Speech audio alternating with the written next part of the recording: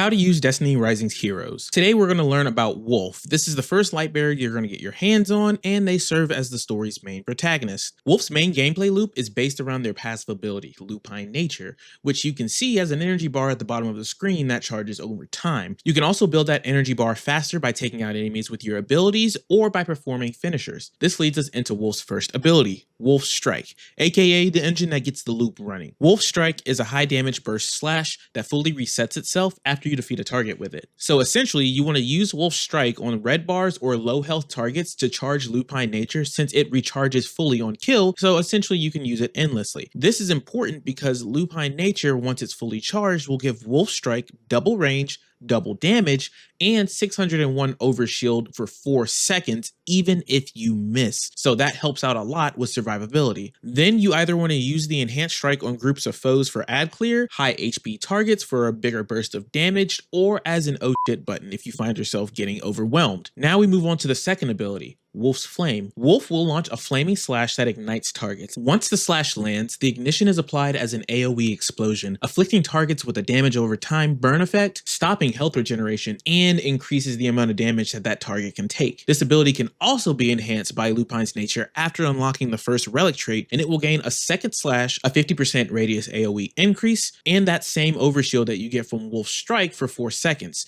Just keep in mind that it will also reset Lupine's Nature after use, so you won't be able to use an enhanced Wolf Strike and an enhanced Wolf's Flame at the same time. Think of this ability as a primer for beefier targets and groups so you can follow up with Wolf Strike for high burst damage or as an opening attack for DPS rotation. Lastly, we get into Wolf's Super, Wolf's Butchery. It's essentially a berserker state where Wolf can slash with their sword repeatedly. They're granted max Lupine Nature once, and it gives nearby allies a 40% speed boost. If you're an OG Destiny player, you can essentially think of this as Solar Blade Dancer, except with a much shorter duration. There's no real strategy here but to weave in Wolf's Flame and Strike in the same cadence that you were using it outside of the Super. Just remember that the max Lupine Nature charge you receive in the Super is still a one-time use, so you can only use it for one of those attacks. And that is how you use Wolf in a nutshell. If this video helped you out at all, please give it a like and follow me for more Destiny Rising guides.